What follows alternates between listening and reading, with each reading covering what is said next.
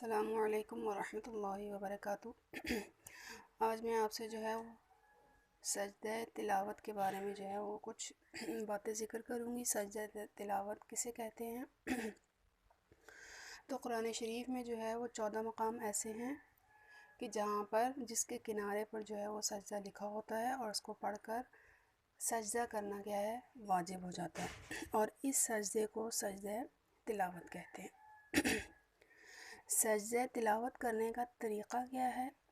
تو اللہ اکبر کہہ کر سجدہ کرے، اور اللہ اکبر کہتے وقت ہاتھ نہ اٹھائے، اور سجدے میں کم سے کم 3 دفعہ سبحان ربی الاعلیٰ کہہ کر پھر اللہ اکبر کہہ کر سر اٹھا لے تو سجدہ تلاوت ادا ہو گیا۔ بہتر یہ ہے کہ کھڑی ہو کر اللہ اکبر کہہ کر پھر سجدے میں جائے، اور اگر کھڑی نہ بھی ہوئی تو صرف بیٹھ کر اللہ اکبر کہا تب بھی سجدہ تلاوت ادا ہو گیا، تب بھی درست ہے۔ تو سجدے کی آیت کو جو شخص پڑھے اس پر سجدہ کرنا واجب ہو جاتا ہے، اور جو سنے اس پر بھی واجب ہو جاتا ہے، چاہے وہ قصداً بیٹھا ہو قرآن کریم کی تلاوت سننے کے لیے، یا پھر کسی کام کاج میں مصروف ہو اور اس نے وہ آیت سن لی تو اس پر بھی سجدہ تلاوت کرنا واجب ہو گیا۔ تو جو چیزیں نماز کے لیے شرط ہیں وہ سجدہ تلاوت کے لیے بھی شرط ہے، یعنی وضو کا ہونا، جگہ کا پاک ہونا، بدن اور کپڑے کا پاک ہونا، اور قبلے کی طرف سجدہ کرنا۔ تو جس طرح نماز کا سجدہ کیا جاتا ہے اسی طرح سجدہ تلاوت بھی کرنا چاہیے۔ بعض عورتیں جو ہیں وہ قرآن شریف پر سجدہ کر لیتی ہیں، یہ ایسا کرنا درست نہیں ہے، اور اگر کسی کا وضو اس وقت نہ ہو تو پھر کسی وقت وضو کر کے جو ہے وہ سجدہ کر لے، کیونکہ اگر سجدہ تلاوت نہیں کیا تو گناہ گار ہوگی۔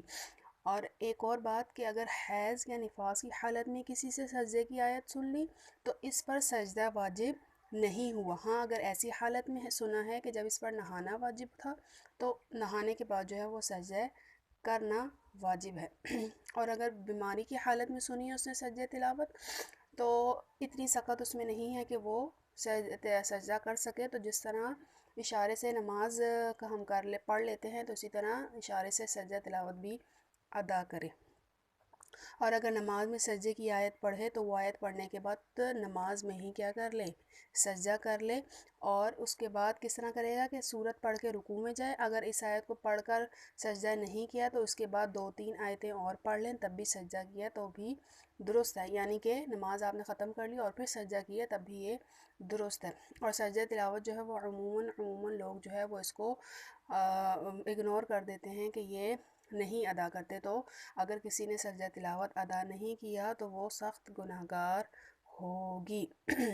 تو امید ہے کہ آپ کو سجدہ تلاوت کے بارے میں جو ہے وہ سمجھ آیا ہوگا۔ کل ہم نے سجدہ صحف کے بارے میں ذکر کیا تھا، اور آج سجدہ تلاوت کے بارے میں، جو بہت چھوٹی چھوٹی چیزیں ہیں لیکن بہت ہی زیادہ اہم ہیں۔ انشاءاللہ تعالی کل آپ کے لیے کچھ نماز کے بارے میں جو ہے وہ کچھ باتیں لے کے آئیں گے کہ نماز کے واجبات، نماز کے سنت اور نماز کے مستحبات جو ہیں وہ کون کون سے ہیں۔ تب تک کے لیے السلام علیکم ورحمۃ اللہ وبرکاتہ۔